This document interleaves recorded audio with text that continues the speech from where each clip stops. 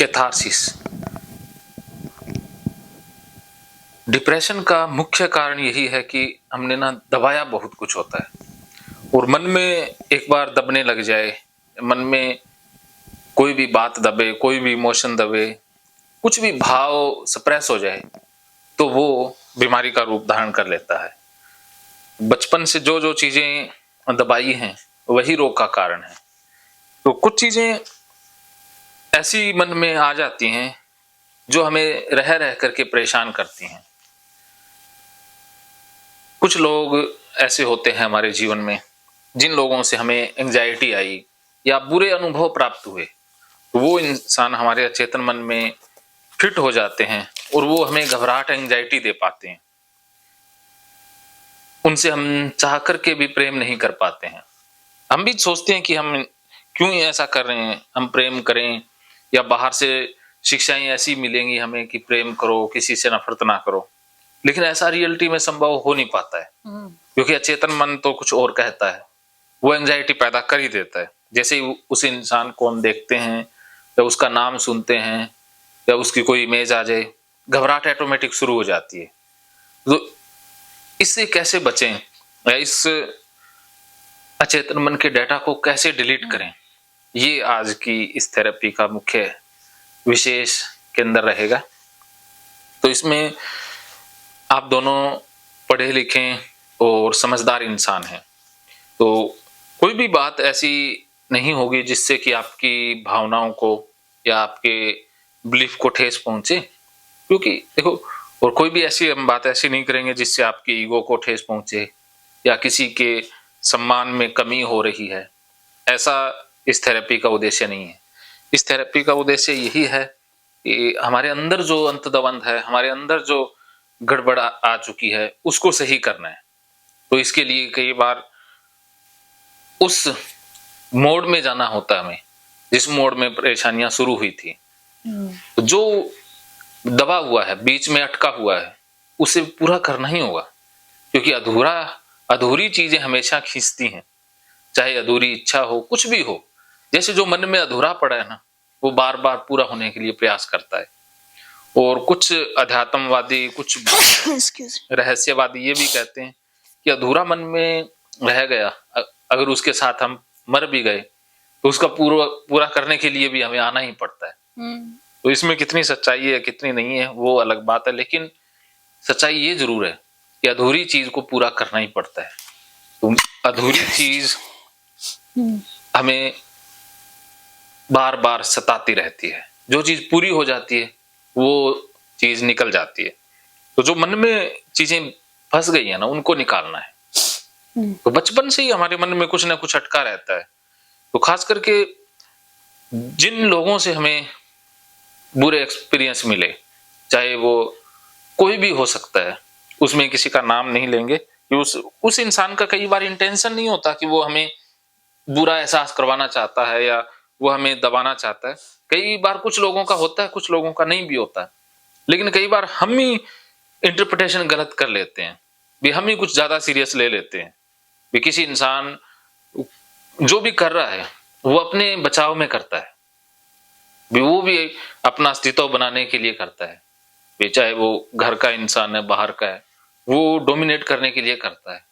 कई बार उसके डोमिनेशन को हम इतना ऊपर हावी कर लेते हैं कि हम परेशान हो जाते हैं, या उस सिचुएशन में हम उसका खुलकर सामना नहीं कर पाए थे, मुकाबला नहीं कर पाए थे, लेकिन करना चाहते थे, लेकिन वो हो नहीं पाया तो वो अचेतन मन में दब गया, और वो अचेतन मन में दबा हुआ ही हमें परेशान करता है। तो ऐसा ही आपके साथ कुछ हुआ कि कुछ चीजें ऐसी आ गई कि जिन इंसानों को देखते ही, जिनका नाम सुनते ही आपके मन में घबराहट आ जाती है, मन में एकदम से घबराहट सी, पसीना सा या बुरा सा फील होने लग जाता है। चाह करके भी आप चाहते नहीं हो, लेकिन ऑटोमेटिक हो जाता है। तो आप समझ पा रहे हैं, ऐसा होता है। जैसे कोई भी बच्चा है, अब एक बच्चा है, उसको बचपन में किसी इंसान से बहुत दर्द मिला, बहुत बुरा मिला, तो बड़ा होकर के उस इंसान से कभी वो जुड़ ही नहीं पाएगा। कितनी भी लाख कोशिश कर ले, वो जुड़ पाएगा ही नहीं। अचेतन मन जुड़ने ही नहीं देगा, वो उसे दूर कर ही कर देगा।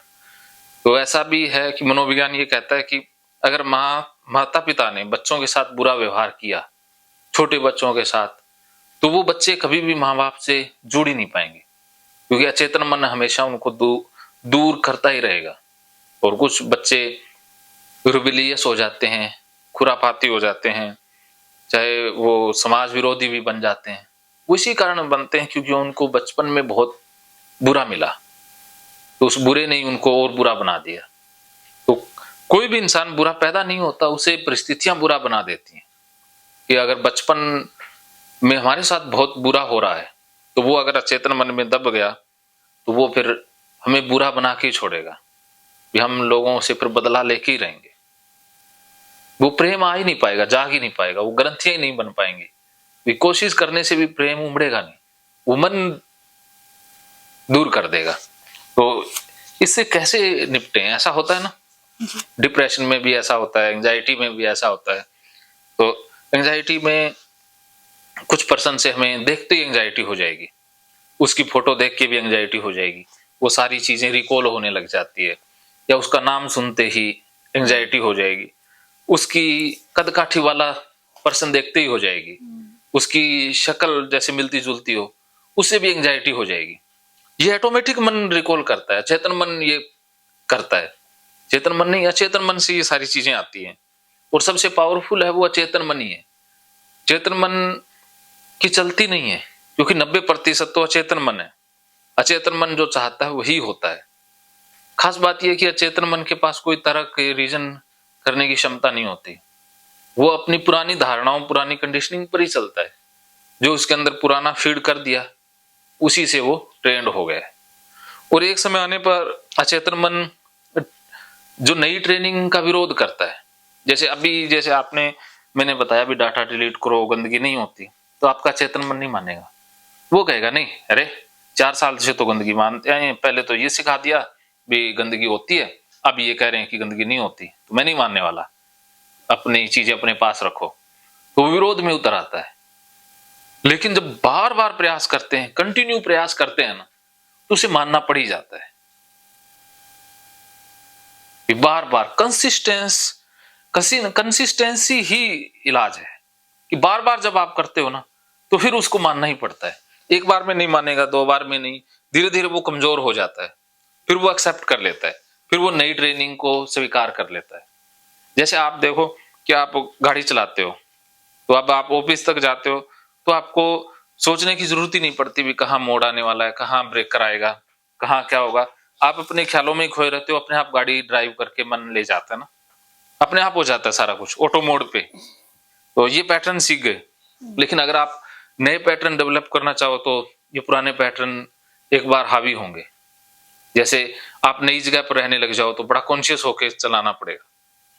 जैसे आपने हीरो का मोटरसाइकिल चला लिया, तो अब बजाज का चलाओगे, तो गियर निकालने की जगह कई बार डाल भी दोगे, क्योंकि वो पुराने पैटर्न है ना, पैर की सेटिंग हो गई है, न्यूरल पाथवे बन गए हैं। ऐसा होता है। तो जो पुरानी आदत है, उसके अगेंस्ट अगर नई आदत सीखते हैं, तो शुरू में बड़ा प्रयास होता है, शुरू में बहुत शक्ति लगती है। जैसे स्पेस में जो भी ये जाते हैं, यान जाते हैं, तो जो पृथ्वी का गुरुत्वाकर्षण का घेरा है, उसे ब्रेक करने में कितनी एनर्जी लग जाती है, बहुत एनर्जी, लगभग एनर्जी तो उसकी इस घेरे को ब्रेक करने में लग जाती है। उसके बाद जैसे ही वो गुरुत्वाकर्षण की जो सीमा है उसको लांघ दिया, तो फिर ऑटोमेटिक सारा कुछ हो जाता है, कोई प्रयास की जरूरत ही नहीं है। तो ऐसी आदतों में या पुराने जो पैटर्न है, उनमें एक शक्ति है, खिंचाव है। वो उसी कंफर्ट जोन में हमें रखना चाहते हैं, उससे बाहर नहीं जाने देंगे, उससे बाहर सोचने भी नहीं देंगे, तो उसी में ही रहना पसंद करता है।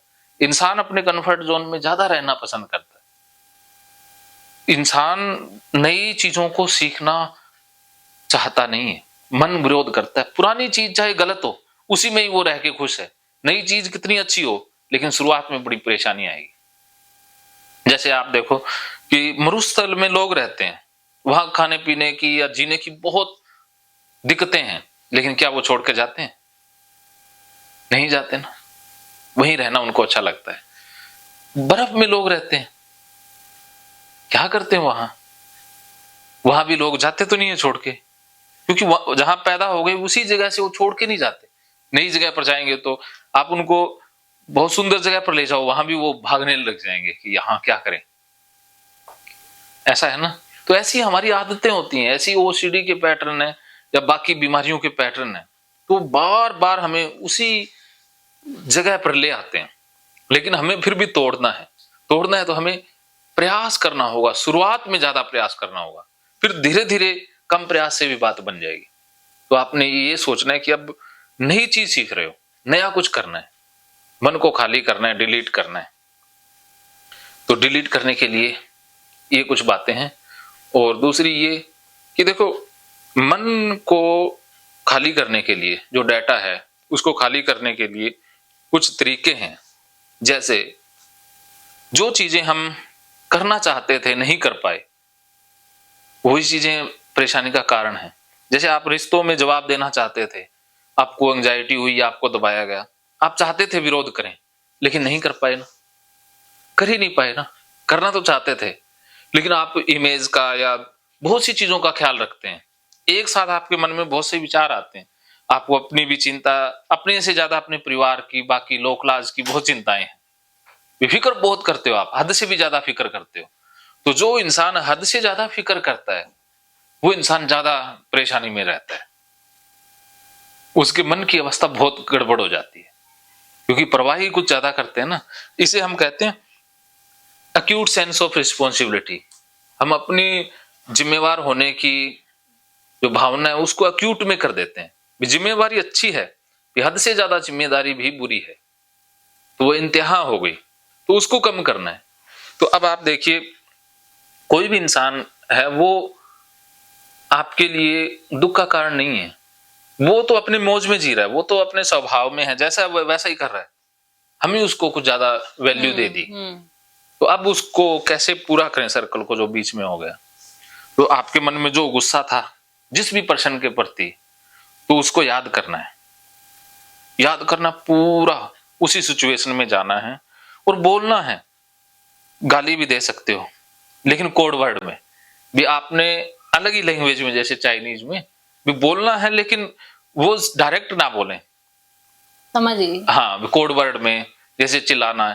तो ये कैथारसिस में क्या होता है कि आप जितना जोर से चिल्लाओगे, मन से वो खाली करो, मन में वो पूरा उसको इमेजिन करके। चाइनीज थेरेपी है वैसे? है ना, चाइनीज नहीं, ये है तो इंडियन थेरेपी, और भी ये भारतीय थेरेपी है सबसे बेस्ट। हाँ, कैथारसिस। तो बच्चे इसको ज्यादा करते हैं, तो ये बच्चे डिप्रेशन में, एंजाइटी में नहीं जाते। तो कैथारसिस, जैसे पहले महिलाएं क्या करती थी कि सास से प्रॉब्लम है, सास बहू का तो रिश्ता ही ऐसा है, तो कॉमन है। हाँ, कॉमन है। तो बहुएं क्या करते थे, जब वो कपड़े धोया करती थी, बोलती रहती, हाँ, तो अब कपड़े आ गया, सास का कपड़ा आ गया, तो अब थापी से वो धोना है, तो उसको जोर जोर से पीटती थी, फुल जोर से। तो वो इमेजिन कर लेती जो सास है, तो उसका सारा गुस्सा उसके ऊपर निकल जाता, वो खाली हो जाती। तो ये थेरेपी स्कूल में मैंने बहुत यूज की, क्योंकि अब बच्चों के लिए टीचर तो एक हिटलर होते हैं। तो कुछ मैडम, कुछ टीचर बच्चों को बड़ा डराते, तो बच्चे आते मेरे पास, ये वो, मैंने कहा मैं कर देता हूँ इलाज, आयो। तो उस टीचर की फोटो मंगवा लेता, बच्चे ले आते और फिर बोर्ड पे बना देते, कुछ आर्टिस्ट बच्चे होते, फिर सभी मिलके उस टीचर को गालियों के साथ घूसे, लात घूसे मार के फुल पीटते, टकला मोटू जो भी। अब तो आधा घंटा करते थे, बच्चे बड़े हंसते, जैसे रूम से बाहर जाते खुल के हंसते कि आज तो साले को बड़ा पीटा। तो जैसे वो टीचर सामने आता, पहले तो डरते थे, अब उसके ऊपर हंसते कि थोड़ी देर पहले तो मेरे से मार खा के आया, ये देख कैसे जा रहा है। तो बच्चे बड़े खुश हो जाते हैं। हाँ, तो ये कैथारसिस है ना, हमने उस गुस्से को निकालना है। गुस्सा दबाना बीमारी है। जो भी मन में भाव आया, कुछ भी अच्छा बुरा सा, जो भी दबाएंगे वो बीमारी है। मैंने इतना सीखा है जीवन में कि मन में जो दबा लिया वो बीमारी पैदा करेगा। तो किसी के प्रति प्रेम है, वो दबा लिया, वो भी बीमारी है। तो एक आपने एक बुक पढ़नी है, एक बुक है बहुत अच्छी, ब्रोनिवेयर की, ऑस्ट्रेलिया की एक नर्स है, उसने एक बुक लिखी थी, the top 5 regrets of dying people. शायद आपने नाम सुना हो, the top 5 regrets of dying people. मेरे पास इंग्लिश हिंदी दोनों ही पढ़े। तो उसमें ना वो एक नर्स थी, तो वो ना डाइंग पीपल जो होते हैं ना, मृत्यु शैय्या पर लोग जो चले जाते हैं, तो उनकी केयर टेकर थी वो, उनकी देखभाल किया। हाँ, तो केयर टेकर थी, तो वो बातें करती रहती थी भी क्या रह गया, तो लोग उनको 5 चीजें कॉमन बताते भी 5 हमारे रिग्रेट रह गए, मलाल रह गए। तो 5 चीजें लोग कॉमन बताया करते थे। तो उसमें पहला रिग्रेट ये था कि काश हम अपनी फीलिंग को एक्सप्रेस कर पाते। हाँ, अगर मान लो कोई किसी को पसंद हाँ, किसी पर्सन को कोई अच्छी बुरी जो भी है वो एक्सप्रेस कर पाते, हम सप्रेस करते रहे, एक्सप्रेस नहीं कर पाए। और एक रिग्रेट ये भी था भी काश हम वो काम कर पाते जो हमें पसंद था, वो ना करते जो लोगों को पसंद था। समझ। हम दूसरों की पसंद का काम करना शुरू कर देते हैं, ये भी गड़बड़ है। तो मैंने एक ही चीज सीखी थी जिंदगी में, मैंने रिग्रेट नहीं रखा कोई लाइफ में। चाहे मेरी जॉब थी, मैंने सरकारी जॉब भी लग गई तो मैंने वो छोड़ दी। आपकी? हाँ, क्योंकि मेरे को मजा नहीं है तो फिर मैं दूसरों के लिए जीना कभी पसंद ही नहीं करता। इसीलिए मेरे को स्वार्थी लोग ज्यादा कहते हैं, क्योंकि मैं अपने लिए जीता हूँ, दूसरों के लिए कभी जीना मुझे आता ही नहीं है। जिंदगी है तो खुद के लिए जियो, वरना दूसरों के लिए जीने का फायदा नहीं। जो खुद के लिए नहीं जी सकता वो कभी दूसरों के लिए जी ही नहीं पाएगा, वो बेईमानी होकर रह जाएगा। दिखने में हम अच्छे दिखेंगे, वो तरस लेते रहेंगे, दूसरों से सहानुभूति बटोरते रहेंगे, वो अच्छा नहीं है। खुद की सेवा परमो धर्म, खुद का ख्याल रखना। तो जो वही करें जो खुद को पसंद हो, जिसमें खुद को मजा आए, वही जो बेस्ट है। बाकी सब काम बेमानी है, जिसमें आनंद आना चाहिए बस। तो मैंने बहुत से काम किए, छोड़ दिए क्योंकि मजा नहीं आ रहा, छोड़ देते। अपा अगर इसी काम में मुझे मजा आएगा, प्लेजर मिलेगा, उतने दिन करूंगा। जिस दिन प्लेजर बंद तो सारा कुछ स्टॉप। हाँ, कोई मेरा आगे का वो है नहीं, कुछ भी कभी भी शुरू हो सकता है, कुछ कभी भी स्टॉप हो सकता है, क्योंकि वो प्लेजर के ऊपर आधारित है ना। भी जिंदगी में आए हैं, एक बार मिलेगी जिंदगी, दोबारा नहीं मिलेगी। तो यहाँ पर घिसके या मरने के लिए नहीं आए, जिंदा रहने के लिए, जिंदा बन के रहना है। तो इसीलिए, और एक ये एक तो हो गया ना काम वो करें, और एक काश मैं खुद को खुश रख पाता। हम खुद की खुशी के लिए काम नहीं करते हैं, हम दूसरों को खुश करने का प्रयास करते रहते हैं, चाहे वो काम से, चाहे वो अच्छा बन के, लेकिन हम खुद को खुश रखें बस। अगर हम खुद खुश हैं तो दूसरों को खुश, दूसरे हमें देख करके खुश हो जाएंगे। लेकिन हम खुद ही दुखी हैं तो किसी को खुश कर नहीं पाएंगे। प्रयास करेंगे लेकिन हो नहीं पाएगा। और इसके बाद ऐसे ही थे कुछ रिग्रेट, 5 रिग्रेट उसने बताए।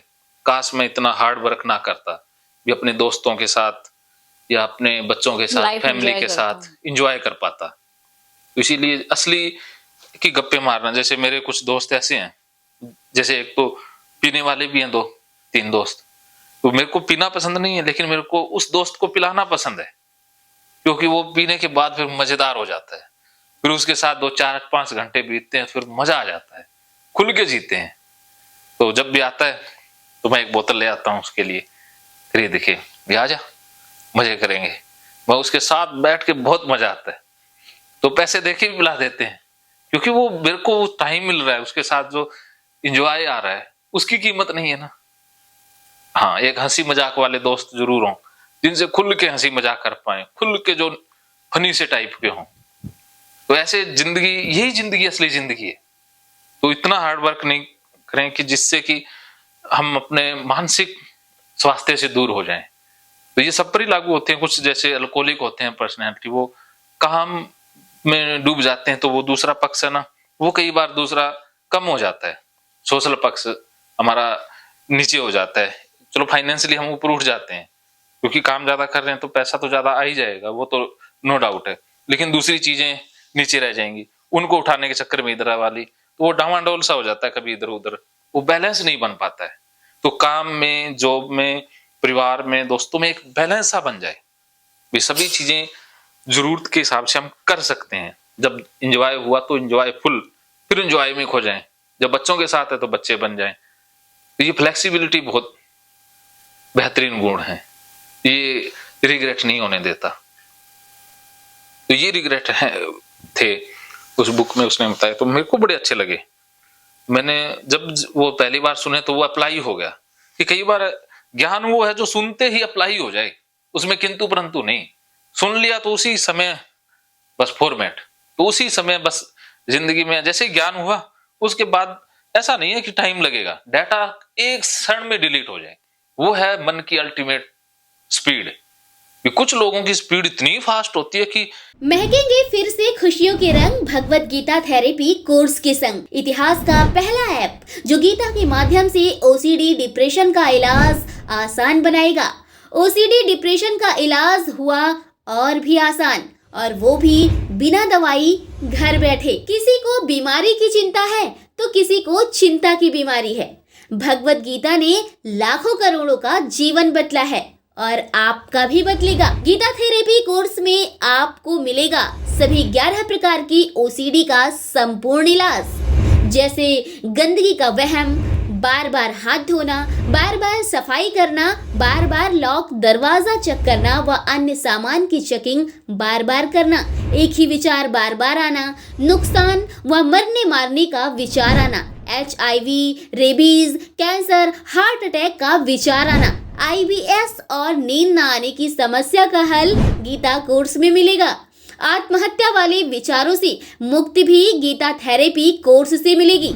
राजेंद्र जोधपुरिया ऐप पर आपको ओसीडी से संबंधित राजेंद्र जोधपुरिया की किताब भगवत गीता के मनोवैज्ञानिक रहस्य और अन्य टिप्स पढ़ने को भी मिलेंगे। गीता है महान थेरेपी।